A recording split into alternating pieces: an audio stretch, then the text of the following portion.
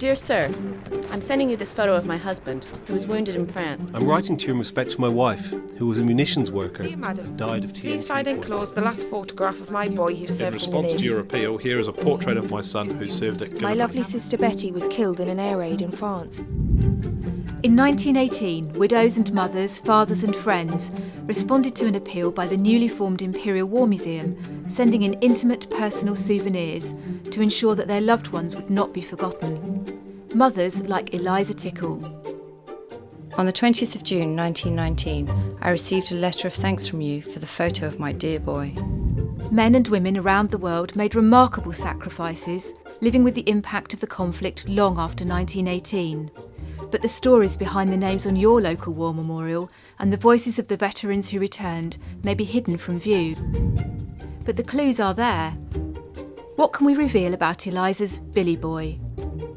We can find Eliza registering Billy's birth in 1898, the Tickle family living together in Tottenham in 1901, Eliza and William moving to Islington by themselves by 1911, and William arriving in France as Private Tickle 11 days after his 17th birthday.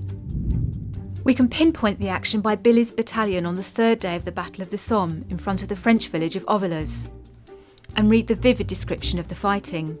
The battalion suffered severely during the advance across the open from machine gun fire from either flank and from the village. We can discover that he was first reported as missing in action before his death was confirmed, and that even though he has no known grave, he is commemorated on the Tietval Memorial to the Missing. There are more than 8 million stories like Billy's, men and women from across Britain and the Commonwealth who served in uniform and worked on the home front. Wouldn't it be an extraordinary achievement if we could work together to reveal all those stories, to share them, and to save them for future generations? To mark the centenary of the global conflict that shaped the world we live in today, IWM is creating Lives of the First World War. This innovative digital platform will bring fascinating records from libraries, archives and family collections across the world together in one place. IWM needs your help to explore those documents, to link them together and to start telling the stories. And there's so much we don't know about Billy. Where did he go to school? Did he play football or cricket? Is there a family who still remember him each November?